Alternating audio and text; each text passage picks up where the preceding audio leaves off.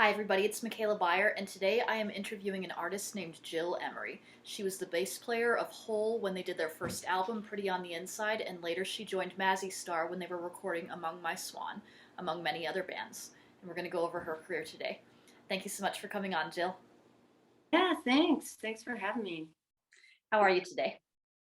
Pretty good. Yeah, I get up early, like 5, and I just start working on stuff, and I'm good. Yeah. Good. Alrighty, so let's start from the very beginning. Where were you born and raised?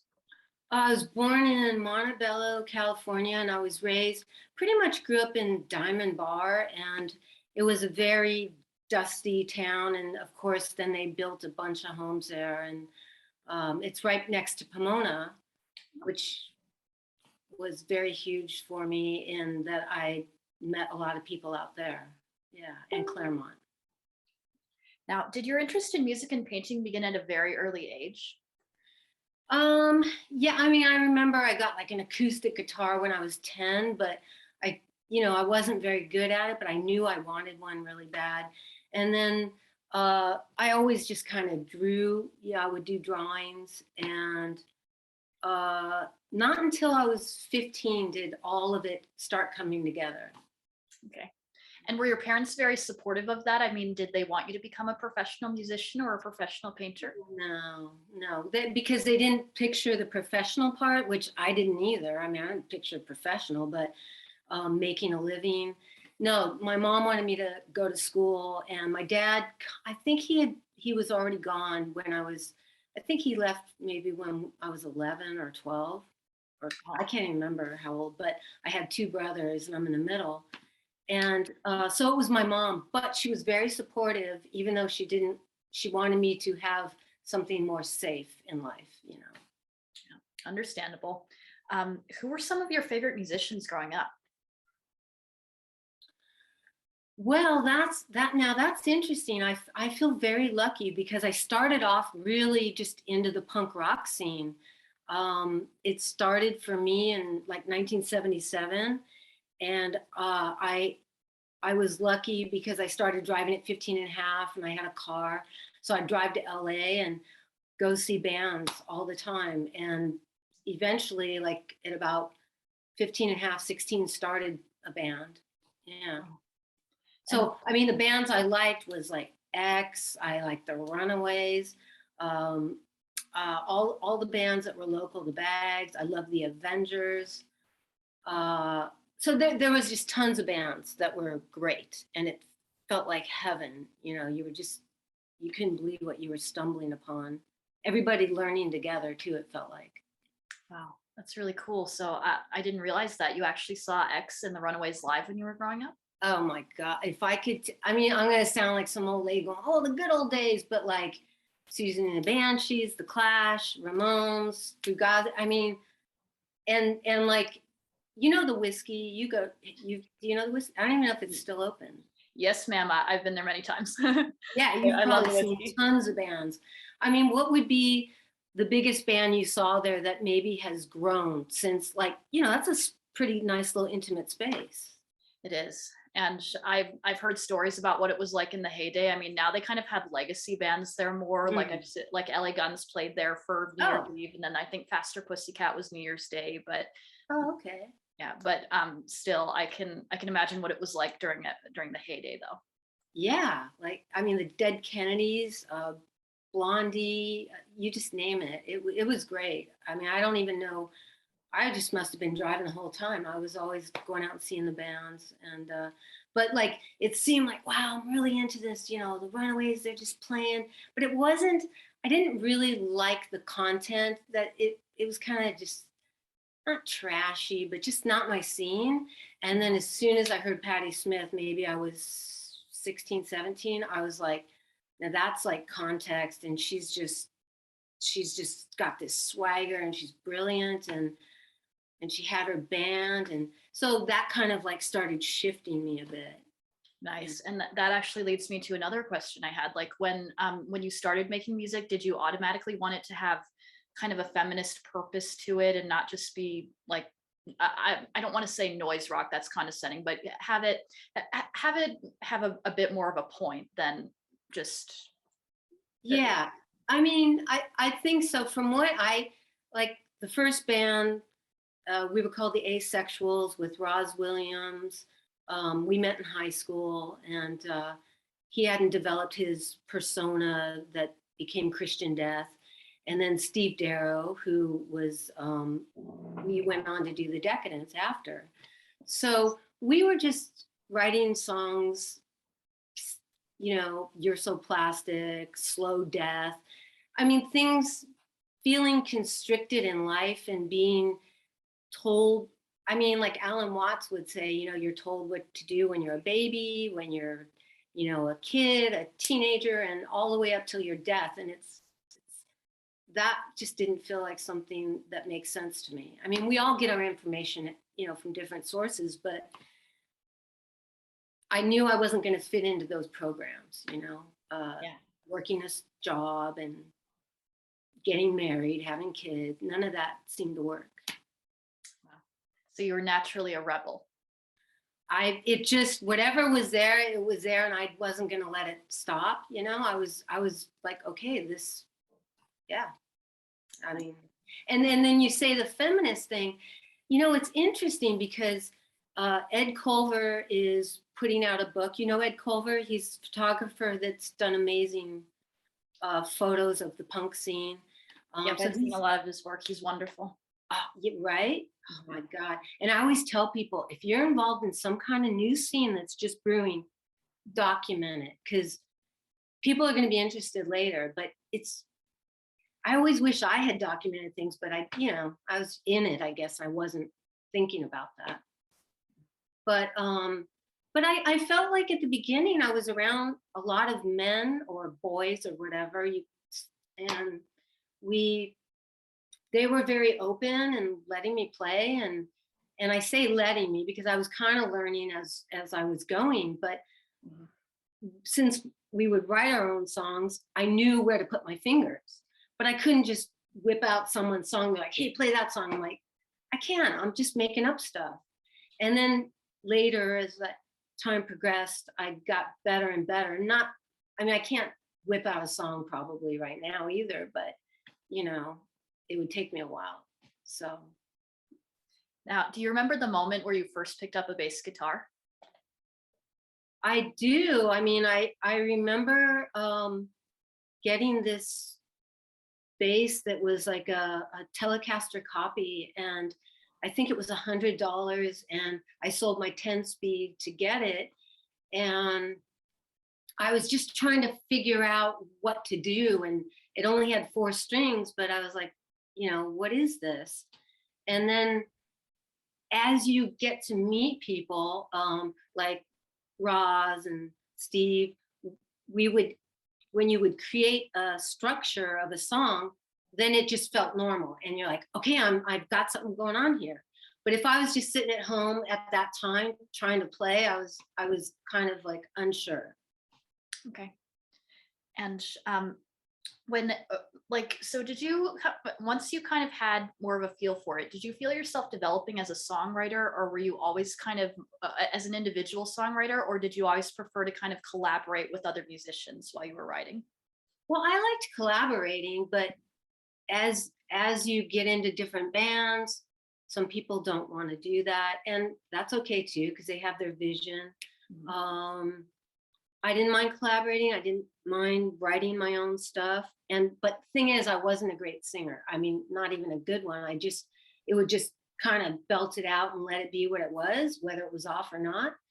But it was always, I just wanted to write words. And then, so later on, and then I'm jumping to, but later on after, say, Mazzy Star, I was always putting bands together, but I was putting bands together, and I would do a lot of the writing, but I would have a singer come in and sing the words. And then a lot of times we would collaborate. So, yeah.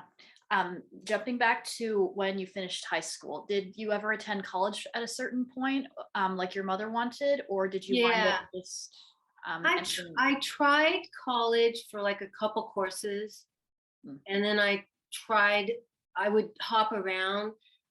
One was at Mount Sac, one was at Citrus College, where the teacher like he gave me an F in art, and I'm like, I took one, I think it was a drawing or color class, and like, you're giving me an F? I show up every time. I don't. He's like, because you're not following the rules. You're not following the rules of the structure of how to learn. And I said, okay, fair enough. And so I was just like, and then maybe one psychology course, because I find that fascinating, at Santa Monica College, City College. That's about it. Yeah. Okay. So describe when you actually moved to LA. Was it this great magic moment of knowing that you were going to be part of this scene, or was there a bit of fear going there? You were still quite a young woman. Yeah, yeah. I wasn't, uh, I don't think I was ever afraid, put it that way. And I don't know why, but I wasn't. Um, I, yeah, I mean, I was already kind of immersed in going there constantly. Mm-hmm. And then the band after the Asexuals was the Decadent. And I think I was maybe 17 or 18. And we opened for the Dead Kennedys in San Francisco. And I still to this day don't know how that, I'm sure Steve somehow figured it out. But, you know, we were doing things here and there and putting out singles and always working, you know.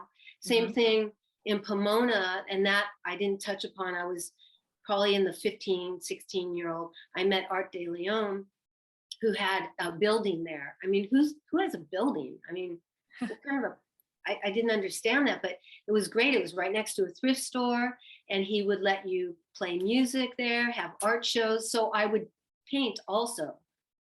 So that's he would like do. We did this like kind of this film together where it's just a short and it's based on schizophrenia.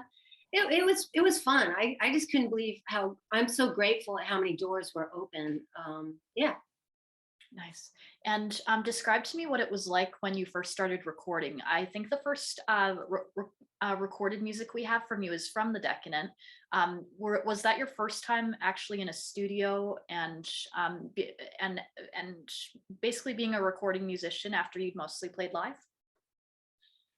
Yeah. So we recorded with Steve's dad, if I recall. He was a musician, I would consider him a famous musician, Chris Darrow. Um, he he did a lot of work with, I think, the Nitty Gritty Dirt Band, Linda Ronstadt, just different people. And he recently died, I think it was 2 years ago, but he was very open and recording us and just really sweet. And his family were a bunch of artists and they were just really open. So I was like, oh, out of the suburbs and into Claremont and all those colleges there. And you know, not that college is the answer, but it just felt like it was blooming with interest and liveliness. Nice. And let's see. Sorry, I'm trying to. Yeah. When um, then you joined the Super Heroines. What was that like? I mean, that was much more. I feel like your early work kind of tended to be much more goth rock than what you later became associated with. Yeah, it was really strange because every time I would play those type of shows, I didn't feel I felt like death was here. It wasn't here. So because I always was thinking about death and but I wasn't playing the part, the role. I wasn't going to be all dramatic and black all the time. And I remember seeing Eva for years just wearing black. And one day I saw her wearing this lavender shirt and I was like, God, you look really good. Like it just brightened, even though she's like, was really happy go lucky at the time, kind of. Mm-hmm. Yeah, so it was interesting. And what I liked is it had, besides goth, it had more of a Black Sabbath edge, which I love Black Sabbath, early Sabbath. So Nice. that's where it kind of felt good. Yeah. Cool. And when you were in that scene, were you kind of watching the inception of the Riot Girl movement and grunge? as it developed? I mean, were you kind of keeping track of what was going on in the Seattle scene as well, and in San Francisco and Los Angeles? Yeah, I think, let's see, I think being in Hull at around that time, it was all happening. So you were aware of the bands. We played with a lot of the bands, you know, Mudhoney, Nirvana, I don't know, Smashing Pumpkins or yeah, I guess I don't know what they are actually. But so we were there and playing. At the same time, I was in Shadow Project, which was, I guess, Courtney threatened someone in this, and I can't remember the story if she threatened our label or just said she can't be in both bands. And I remember I had a show with Hole, and then I raced to Pomona to play with Shadow Project that night. And eventually, I think I went with Hole, and then yeah, I think that's what happened. But we were, but I was watching the grunge scene, and I really liked the grunge scene actually a lot. Okay. It felt like home to me, you know, as far compared to the goth scene. Yeah. You know, that didn't feel like, except I really liked the people I was playing with, and I liked that I got to write, and I and of course I just totally dug on that Sabbath business, that heavy, dirgy. But ideologically, did you automatically feel a connection with some of the bands that were coming out of Seattle? Like, did you listen to Bikini Kill in their early days, or Yeah, Bratmobile, or? yeah, that seemed like it came later, but yes, I like Bikini Kill. But if we were talking the early grunge days, I'm thinking Seattle, Soundgarden, Alice in Chains, Nirvana. But later, yeah, the Riot Girl, I think that came kind of later. Okay. I think. Correct me if I'm wrong. I don't know.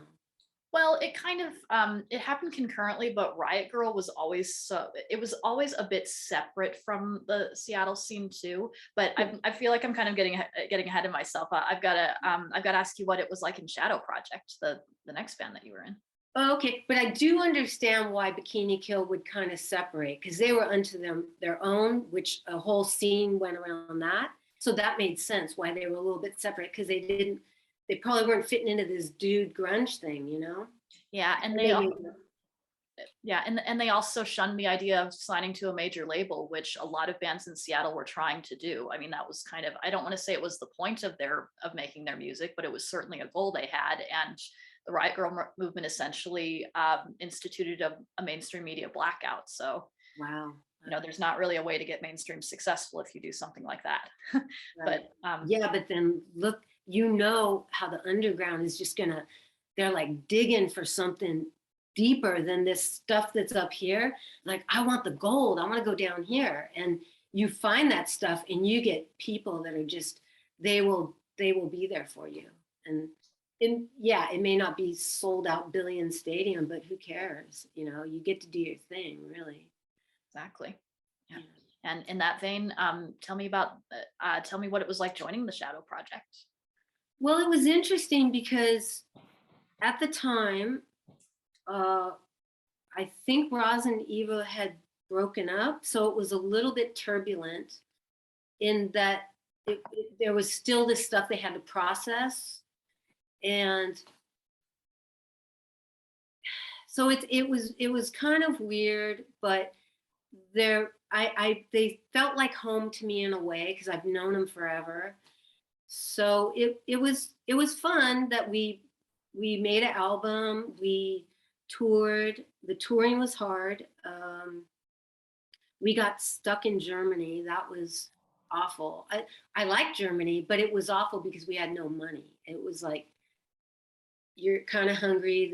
These people let us stay in their one room place, two bands, Oh. and it was just frustrating. We were just stuck there because I think the label or someone didn't send money, and it was ridiculous. But I mean, but Roz definitely had a following. I mean, everywhere we went, it was like Roz, you know, and it kind of reminded me I'm not saying Eva was Iggy, but when I went and saw Iggy Pop in the 70s, late 70s, David Bowie was his keyboardist. And it was Iggy's show, and everyone's like, Bowie. And it's like, hey, but and Bowie was cool. He's like, no, it's his thing, man. But it I think Eva felt a bit shunned in it. And I'm guessing, I don't know. Okay. And just I love what you said before about the people that you can find in the underground scene who aren't necessarily trying to break it big, but just trying to make their art and find themselves. I mean, Yeah, yeah, that's exciting. yeah. I mean, was it? And I feel like kind of that's uh, that. I feel like that's sometimes missing a bit in certain scenes now. I mean, what was it like being having that experience with people just wanting to create their own scene and exert their creativity come what may in their financial future? Exactly what you just said. It's basically you're you're not thinking this. I mean, we were all shocked when Sonic Youth got signed, like I think it was Geffen, but we weren't thinking like that. We were thinking we're going to do this, and it's hard work. It's hard work. You pray that 3 people show up to your show. I mean, even with Hole, we would play sometimes to 10 people at 1 in the morning. It's just the way it was. Yeah. But the for me, the idea is creating. It's always about creating, and if you stick it out long enough, there will be people that get it, no matter what you do. I think, and what level you feel comfortable with is up to you entirely. I don't think that. I mean, I by all means don't have tons of money. I'm very comfortable. I'm making a living as an artist. But even when I was telling the accountant the other day when he's doing my taxes, I'm like, I'm fine with this. He's like, what? You're fine? I'm like, I don't need tons. Of course, I like good food. I like things, but how much do we need? I like the creating, and if money follows, great, you know. But the idea was to create. Yeah. And that's a wonderful mindset to have. And that's why I'm just, man, I love talking to you. I wonder what you're gonna say. Why what?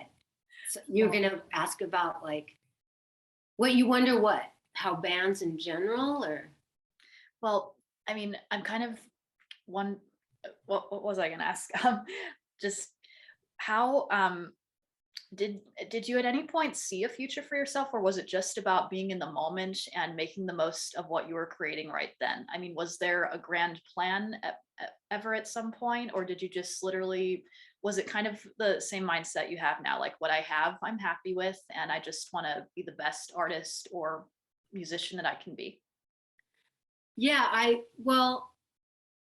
I felt like I wanted to just be who I was, but in the same time, you're involved with a group of people.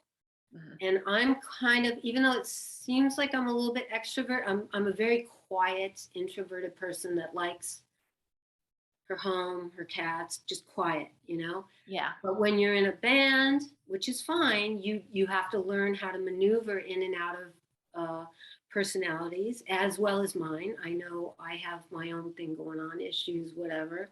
Mhm. Uh, so yeah, yeah. What was your question? It's okay. I was gonna say though, I know what you mean. It's sometimes it's a bit of a challenge being an introvert who genuinely cares about what other people, how other people feel, and about making them comfortable around you. You know, Yes, and comfortable that's working with you.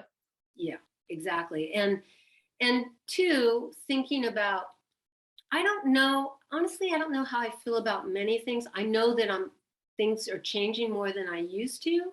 Mhm. For instance, the word feminism. A friend of mine, we went, this was like probably 8 years ago, to downtown LA for some thing called feminist art. And there were speakers talking about feminism, and the art was there. And I'm like, hey, I want to hear about what feminism is because I'm a little bit confused. So I feel like there was a man that got up and spoke, and I feel like he hit it more accurate for me, whatever he might have said. I'd have to ask Robin because I don't even know. But at that moment, it felt right. And so I kind of think about feminists as, because I am a woman, it's how we're all relating. Because again, it could be a group of men. I'll give you, for instance, I don't know if you know Kevin Morby. Kind of sounds a little bit Dylan-ish, but he's a young guy. And anyway, some of the songs are really good. Mm-hmm. And I like Tiny Desk, so I listened to a lot of stuff on there. And this is old, but there was a woman named Meg, and she was playing guitar for him, and it was a 4-piece band, and they felt like they were just universal. It didn't feel like male role, female role.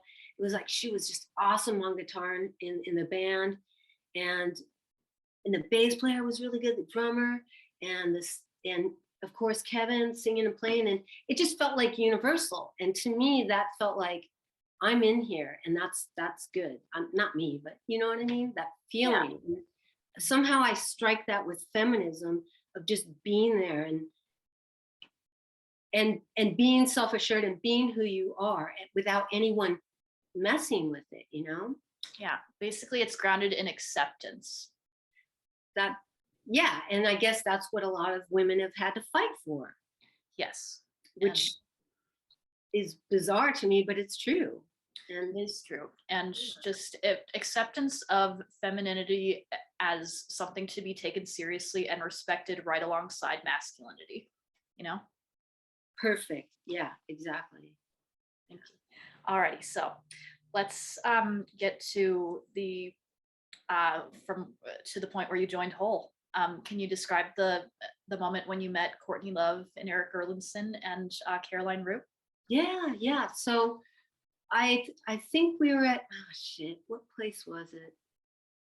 I don't know. I met them at a rehearsal studio. Mm-hmm. I think it was in Silver Lake. And I go in there and I wasn't sure what to expect. And it was very abrasive, a lot of yelling, but there was something there that felt really good. It just, I mean, Eric was the passive one because, you know, so he was more passive and Courtney would tell him what to do. Play this, play it like Fleetwood Mac would, but more. And then Eric would be like, okay. And then Carolyn was just, you'll see how she's very down to earth, very calm, except bashing her drums. And then we all know how Courtney is. So something felt right because I like the idea of all of us being together and trying to hash out stuff.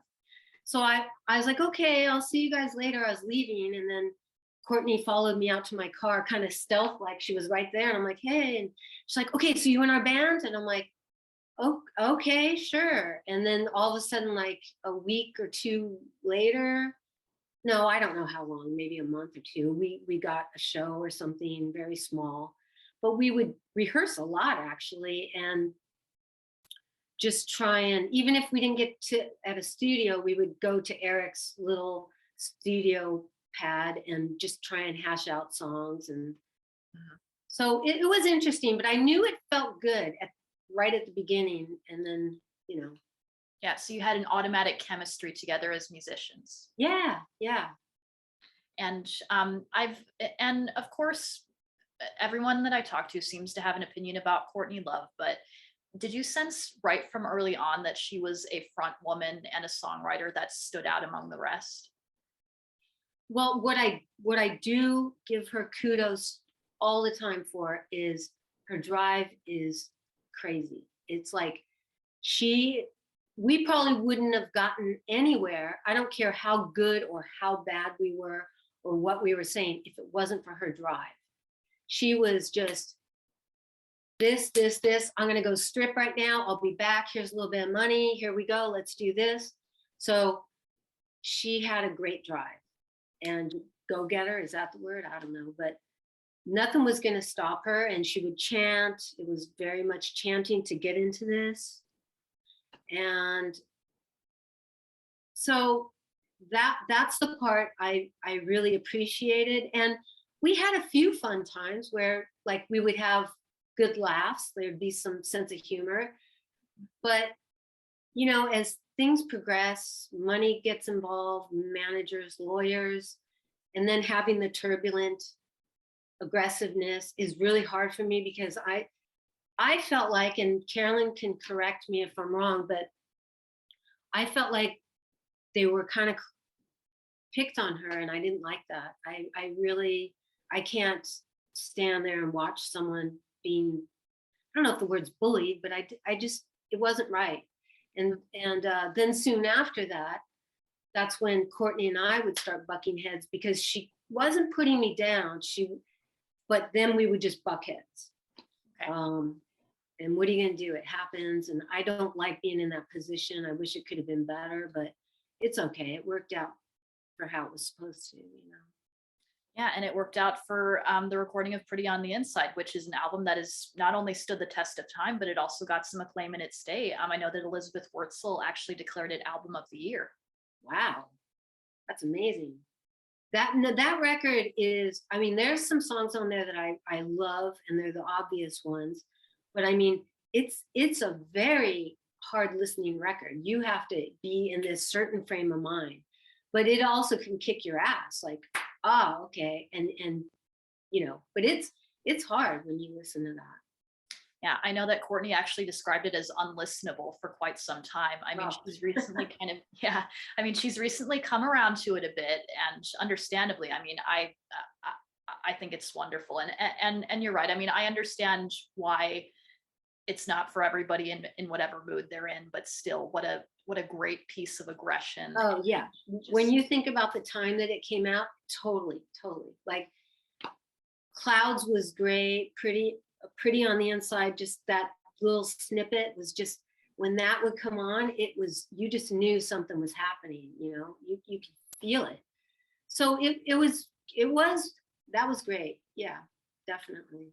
And I'm kind of curious, did you guys go on a tour before you recorded it, and then work on the songwriting while you were on that tour, and then go into the studio? I'm guessing we did a tour of West Coast, maybe, because we did a single, Retard Girl. Yes. And I think we toured on that, just a mini tour. And I can remember when we made it to Seattle, because I think Sub Pop, we were talking to them. And so I do remember, and I think that's all we had at the time was the single. Okay. And then I guess we're what was would you mind if we went through each song where I kind of got the story behind writing it? And I probably couldn't remember, but I can remember the process. The process would be more like, if someone has a piece, we would just start jamming on it. Like, say if I had a bass line and I just start, and then everyone starts immersing in it. And then once people start getting it or feeling it, then we start structuring it more like intro, verse, maybe a chorus, verse, whatever, that type of thing. And maybe Courtney brought in a piece and we would all do it. Same thing, Eric, and probably Carolyn would start with a drum beat.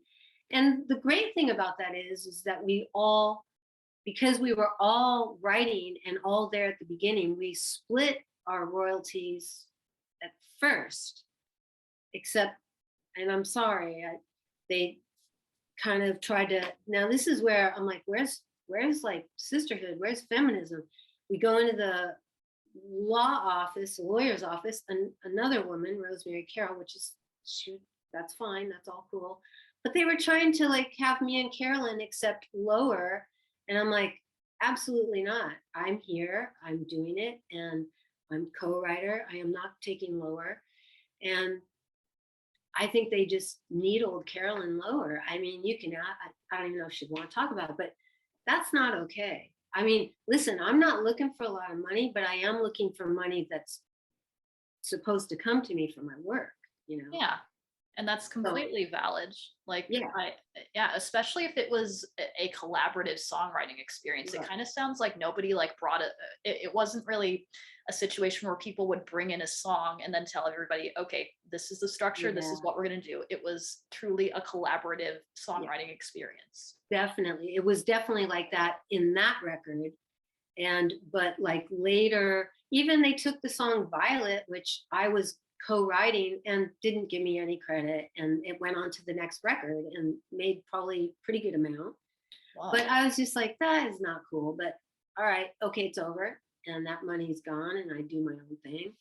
But that's where music just bums me out, is all of that. You can you wonder, you can hear it from bands like maybe L7, not about infighting, but just money, and even the Super Heroines.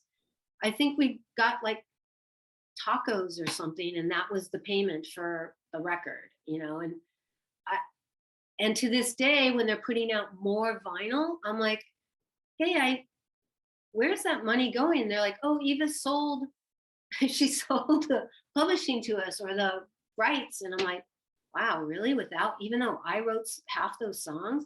So that's how this business can be. You don't know. And she was like, I don't know. It's just, it's a bummer. So yeah. Yeah, I guess that's what happens when it turns into a business rather than a creative experience, you know? Absolutely. Absolutely. And that's why later on, when I was trying to do bands, I would say, we're all in it. We're all in it. Maybe we're writing, but you guys are going to get 25%. Now, some people think that might be crazy, but I think Pearl Jam did that. But that's the way you keep people around. You keep them happy. They're making some money. Now, we didn't end up making money in both of those bands because it just kind of folded, but that was the intention when we were meeting with people. Anyway, so yeah. So, are there, I mean, you've mentioned a couple of tracks that you loved already, but are there any other tracks that just stand out as some favorites of yours that you just love and remember with and feel great pride in? With Hole, Hmm. I love Drowned Soda. I think that's on, I don't know if it's on an EP or another single, but I love that song. Nice. That was really fun. I think we even recorded it in New York. Unsure. I'm, not sure about that. But Yeah. that was kind of I liked that. I'd like to go into that mode. And then instead, I think Courtney was like, we want to be pop, we want to be this. And I said, pop doesn't fit your persona. It's going to be glaringly obvious. Now that's just me saying that. I'm totally could be wrong. But in my mind, because I've seen where we come from, polishing up a stone like that. But it's good to change though. Don't get, I think you should, it is healthy to change, Hmm. but when she kept saying pop, I couldn't, I was like, I don't get this. First of all, it's too turbulent. I got to leave. And so that was our last show, or my last show with them was at the Whiskey. Oh, I don't remember what year that was, 93 or I don't know. yeah, because I think I can probably establish the timeline. Was she already married to Kurt Cobain when you quit the band, or when you quit the band, or was that something that happened later on? Well, I know it was already happening because we were on tour, and all the love notes and letters and stories, and her wearing his sweater. So it was already happening, but I can't tell how far it was. I can't remember. Okay. Yeah, yeah, because I tried to find the exact date as well, but it hasn't been well documented yet. Hopefully it will be a bit better documented now with the interviews that we're doing, but I think Carolyn has a good, you're going to interview her, right? yes, ma'am. You might have a good memory. Okay. So she might be able to help you out. Yeah. Okay. But I think you've kind of already described where you guys differed on musical direction, but I want to go back to a minute to actually recording Pretty on the Inside. Okay. What was it like working with Kim Gordon as your producer? Oh boy. Well, I wanted to relate to her really good because we're both Tauruses. So it kind of felt like we were kind of like that, kind of grounded, kind of down to earth, whatever. But man, it was hard though, because it was very turbulent while recording. And I know I keep using that word a lot, but I don't know what other word to describe it. Just a lot of yelling. Like if you have a dog or a cat and you're yelling, they don't like that. They not yelling even at them. They just don't like, well, maybe that's me. Maybe I'm the dog and the cat. I don't know. But I think Kim, oh boy, because yeah, anyway, I thought she was, I wanted to reason with her, but there was so much going on that I think she was just trying to hold on and get things happening. And then Don Fleming was there as well. He was a part of it. And there was one point where I was like, Kim, you're a bass player. My bass needs to be louder. Come on, it's buried. So I was not having it. And then I think I left after that. And she was a big enough person to call me and say, you know what? That's cool. You're right. We're going to fix it. And she was totally, I thought she was, I mean, I liked her, you know, I mean, I thought it was good. But again, I think I don't, yeah, I think it was a good experience. And I think it was a good experience for her as well to kind of see a different style. I don't think Sonic Youth was like that at all. I think they were very, I don't know how they were. I met them, but I don't know exactly how they were in the studio, but I don't think they were like this. I think in one part, if yeah, you can tell the difference. Yeah. Yeah. And was it a major coup to get her? Because I know that Sonic Youth had a lot of respect in the underground music community and to a point, even in the mainstream music community at that time.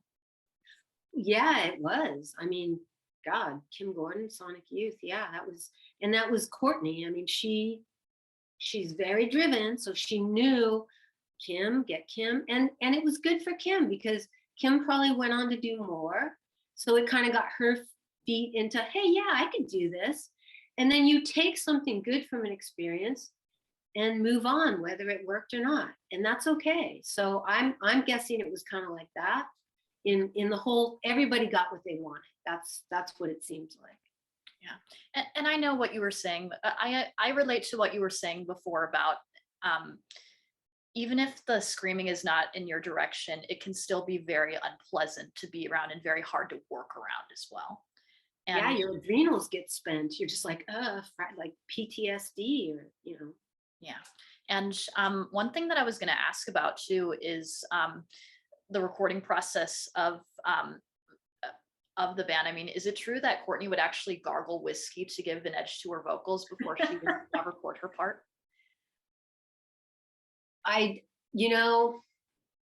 don't remember her doing that, but I don't think she has trouble to get it like that in the first place. I think she has that rasp already. You can hear it in her voice when she talks, So I don't remember the whiskey part, but I wouldn't, Okay. How did your artwork end up on the back of Pretty on the Inside? Well, I think Courtney said, do you want to contribute some art to it? And I'm like, heck yeah, yeah. So she said, okay, well, this will be the title from the song. And I said, okay. So I went and worked on 2 pieces, and I brought both of them into a rehearsal, and they picked the one that's on the back of it. Nice. And so, had you been doing any artwork for the band prior to that? I mean, did you do flyers or a fanzine or anything like that? I think I would do some flyers, but mostly Courtney was doing them. Okay. And but I had been doing art, but not faithfully like I am now, because I was always trying to do music, but I would still do art. And so, yeah, that was the brunt, I think, of the art right there, of just on that record. As far as the songs that wound up on Live Through This rather than on Pretty on the Inside, are there any besides Violet that you helped co-write as well? Well, I felt like doll parts too, but she's just like, nope. I'm like, okay. Really? Yeah, we were doing those songs like full on in the incarnation I was in, but yeah, but it's okay. I mean, I'm not the only person this has happened to, so I just, Yeah. And as far as when you decided that you were going to leave Hull, do you remember what that moment was like? I mean, was it just a moment of relief because you kind of came to the decision, or was there a bit of a sad moment? Because it sounds like you genuinely liked the music, whatever else was happening in the situation. No, you're right. It's first of all, music was my identity. It's been my identity almost my whole life that I played. It was just that was my identity. Mhm. So it was, but it again, I was so angry at the whole situation that I can remember, and my friend Lindsay Bryce took the best picture of that show. And I felt like I was wearing this dress that looked like I came out of an asylum, just very, and then I had that sleep patch from the plane, and I wore it on my head. My head was shaved because Oh, there had been a fight in Scotland between me and her, and I wanted to shed everything. So I had um, the girl in Daisy Chainsaw shave my head because hers was shaved. I'm like, oh, shave mine. So that picture just, I had my back to them the whole time when I played that set. I was under contract where I had to play it. And I think it was with the Smashing Pumpkins, but I'm not sure. But it, so yeah, I was mad and angry, but at the same time, I was sad to leave something behind, but I was ready to move on. And I'm the type that, I'm not a go-getter like Courtney, but I don't give up either. I keep looking to figure out new things to do or play or join or whatever, you know. yeah. So it And was bittersweet, like you say. okay. And this next part, if you don't want to talk too much about this, I completely understand. But as a fan and a follower of that movement, I'm kind of wondering what it was like getting to know Kurt Cobain. Well,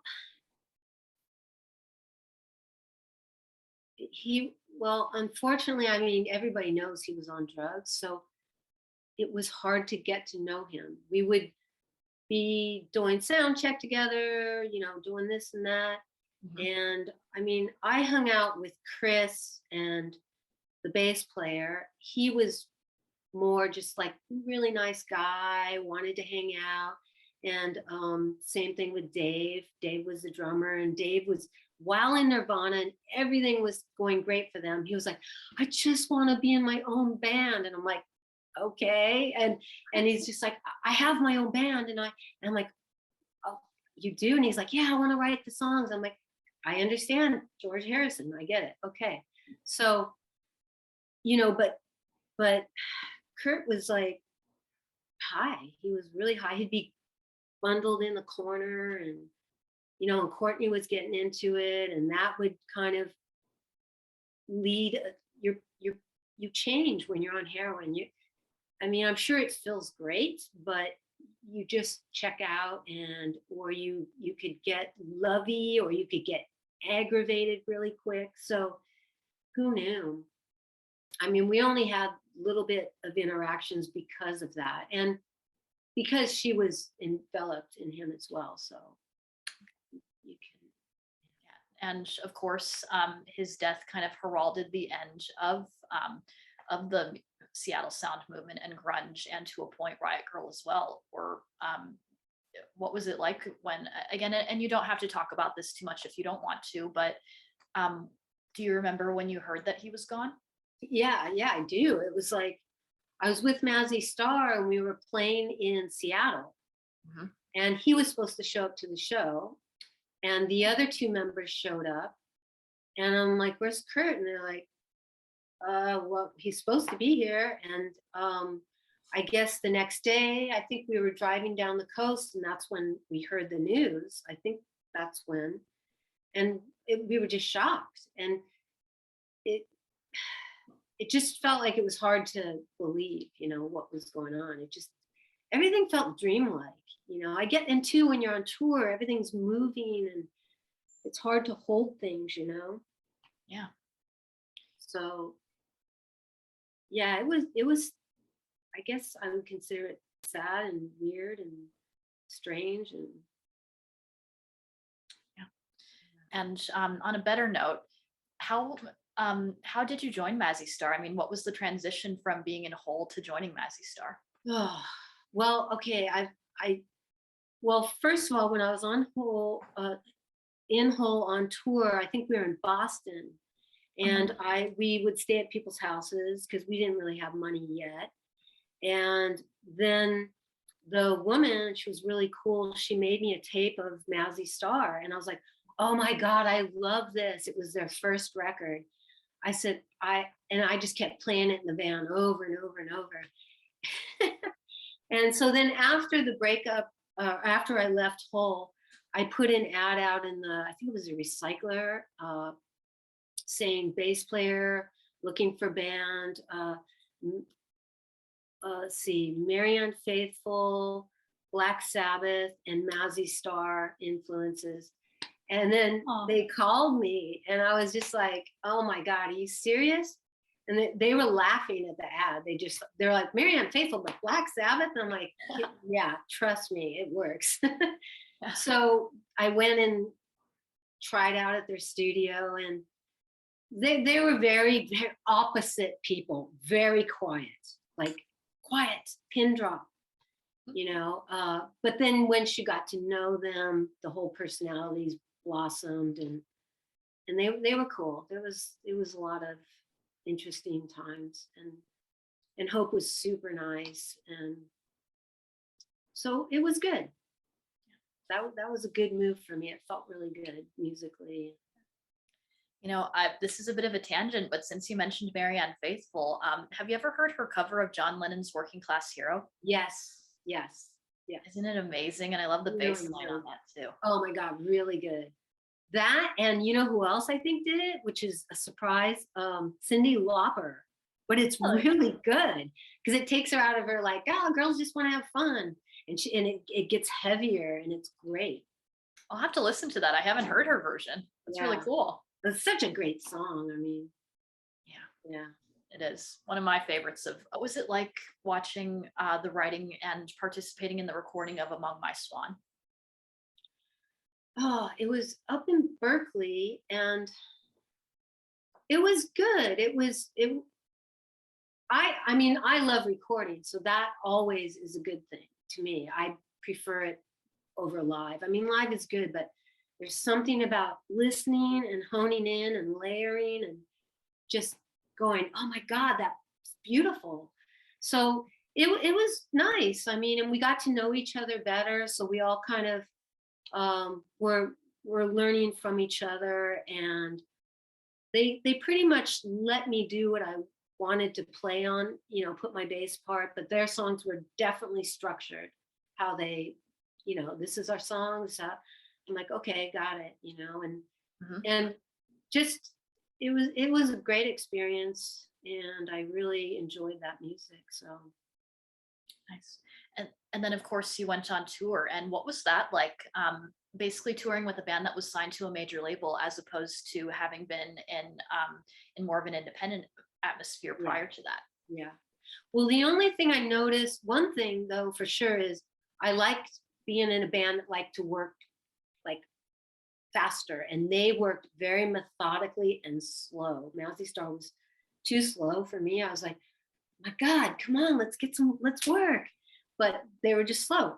But with when you talk about the money difference, I didn't get to know their money, but I did get to know that I got my own room. And that was like, that was, at first it was me and Suki together. And then after that, I think Suki, I don't know if she left. I'm not sure what happened, but I ended up getting my own room. And then there were times where Hope knew I didn't like going on that boat thing because it just, I don't want to be in that body of water.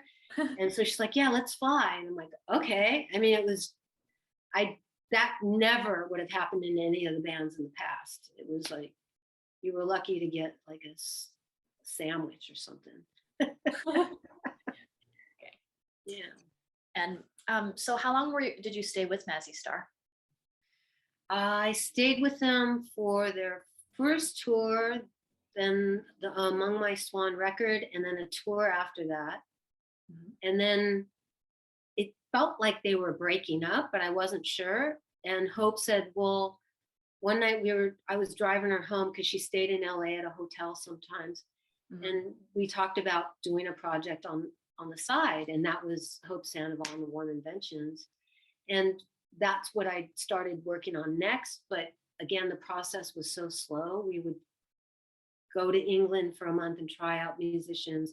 We would do it in Berkeley for a month, in LA. And it was really, the process was crazy. And we did some recording, but it was just again, too slow. I'm like, we got, so that's kind of what happened after, as Mazzy Star. But then they eventually got back together. So Okay. Was there a project you were with during those years that best encapsulated what you wanted to do as a musician, what your skill set was, and what your point of view was? oh boy, I gotta say, it kind of, a lot of them had all different elements of relationships, and I, each one, no matter how devastating it sounds, I took away something good from. So it wasn't all bad. There was some good stuff coming out of it, and I learned, I grew as a person, and I'm still growing. And uh, so each one had their reasoning behind it, you know but also there was another band that I was forming. We were called Tear Drain, and we put out two singles, I think. And that's while I was in Mazzy Star, I was doing that as well. And they were sweet enough to come to one of our shows. We had a show in LA, just a small show. Mm-hmm. And it was great because it was me and Richard. We were working on songs together and we got along really well. But then you just, yeah. So, and I loved Mazzy Star, but I would like to have been a part of the writing process, maybe. But that's now, mostly everyone's dead, kind of. It's sad, but it happens. We're all. Yeah, unfortunately. And that's kind of what one thing that struck me when you were speaking about that, because you seem like such a writer and a collaborator. And, it was Mazzy Star was a band where those two people wrote pretty much all of their content. Yeah. Well, that's why I always had a band on the side. It was like, okay, I'm not going to get my outlet here, but I'm enjoying this and I love it, but I'm going to also do a band where I can create. And so I always did that. And then even after playing with Hope, I went on to do a couple other bands where I was, co-writer in both of them. And I was hoping for things to turn out, and they didn't. I mean, you every time I talk to people, like, was it the singer? I'm like, yeah. But what can you do? It was, there's always this crazy side to them. I don't know if singers are ever normal. Sorry, singers, but I mean, are they ever just normal? Who knows? It's like having friends, but to me, like, friends, I mean, as my partner says, well, you want someone that's going to elevate you, not put you down here. So I'm like, yeah, you're totally right. I know. So that's kind of what I would want. Or if I ever had a commune with, where we all live together, I want us to all, but everyone's like, you're just dreaming. No one works like that. I'm like, okay.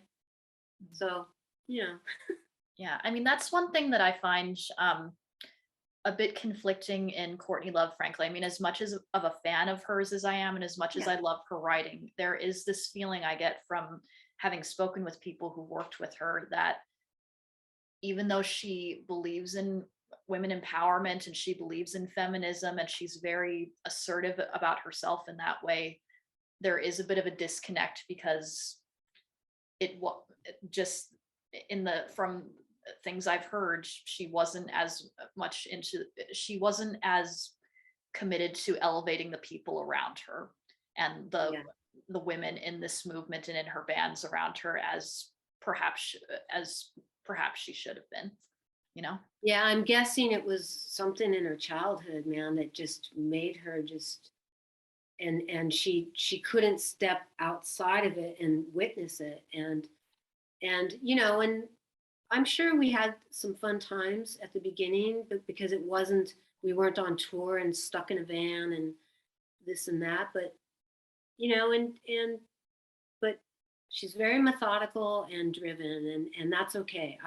I've watched bands do that, and they half the time they succeed. And if that's how you want to succeed, then so be it. You know.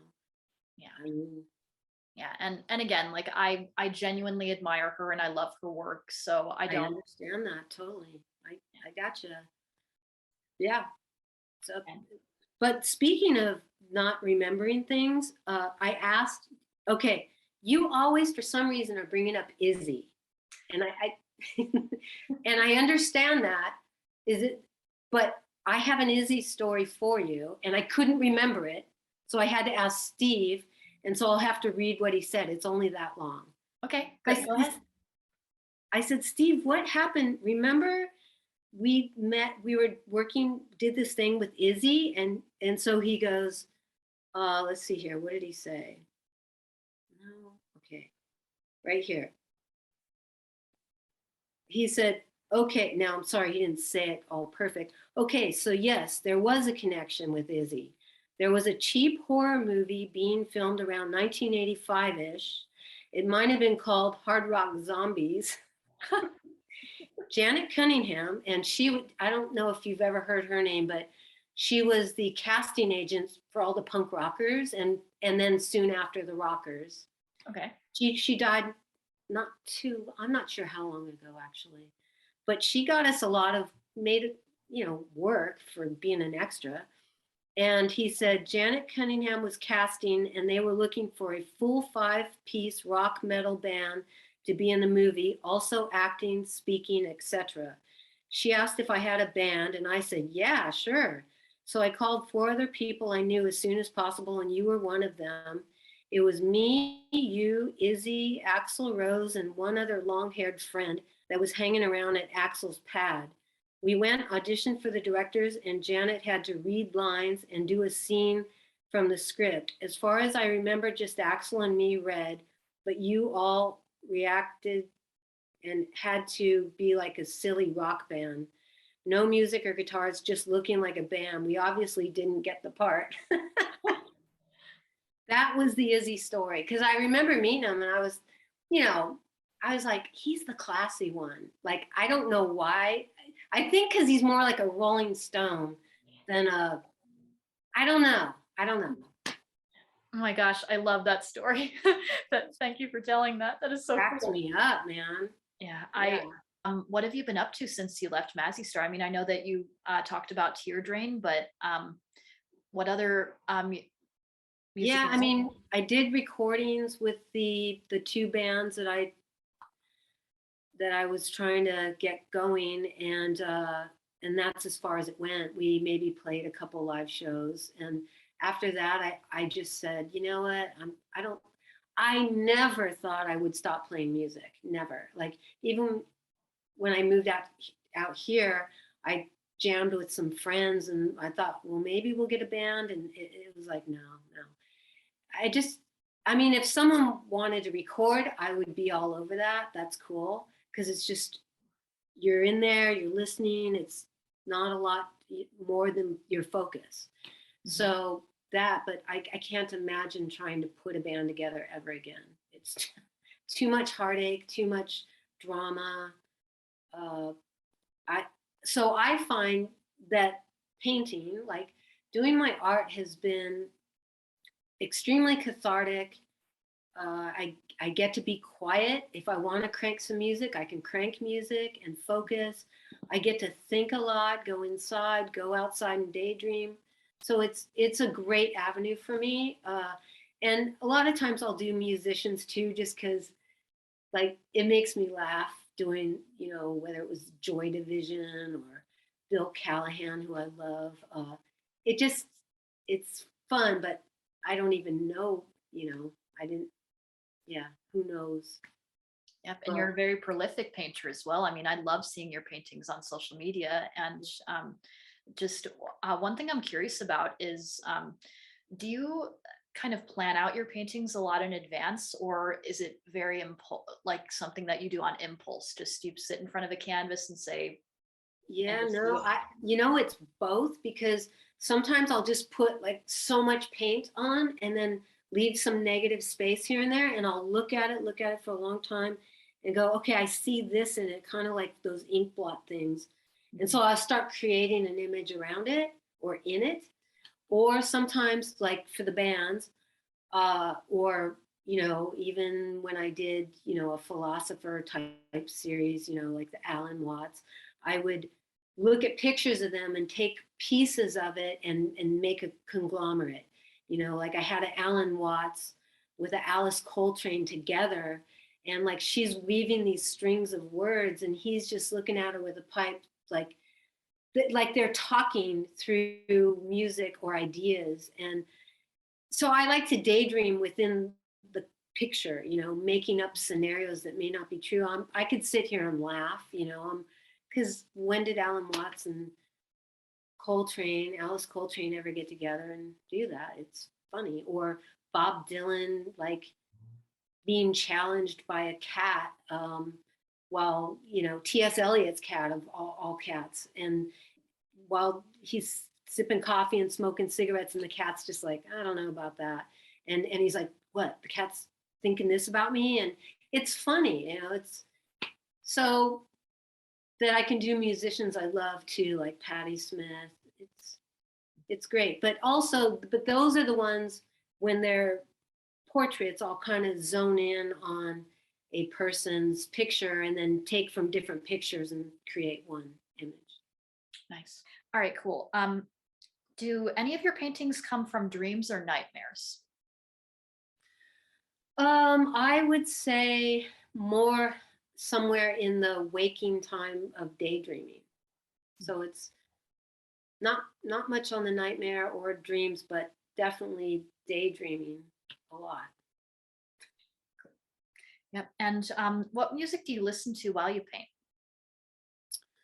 Oh God, all kinds of stuff.